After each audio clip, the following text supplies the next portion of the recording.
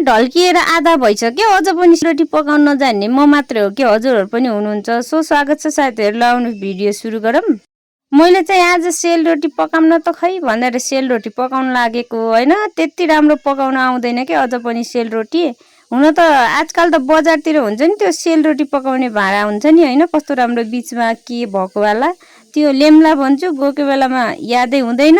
अनि घरमा सेलरोटी पकाउँदाखेरि बल्ल याद आउँछ। अनि आफूलाई चाहिँ पकाउन आउँदैन राम्रोसँग, त्यही भएर बाङ्गो टिङ्गो भए पनि आज सेलरोटी पकाएर खाम भनेर सेलरोटी पकाउन लागेको। हेर्नु न, कोही डढेर कालो भइहाल्यो, कोही बाङ्गो र टिङ्गो भएको छ। हजुरहरूले त कति राम्रो पकाउनुहुन्छ होला है सेलरोटी, मलाई त पकाउनै आउँदैन। त्यही पनि अलिअलि आफूले खाने गुजराभरि पकाउँछु भनौँ। सेलरोटी पकाउँदाखेरि कहिले हातबाट भाँचिन्छ मेरो त, कोही आधा टुक्रा हुन्छन्, कोही डढ्छन्, अनि कोही कस्ता हुन्छन्। त्यही भएर के खासै पकाउनै आउँदैन, त्यही पनि ठिकै छ।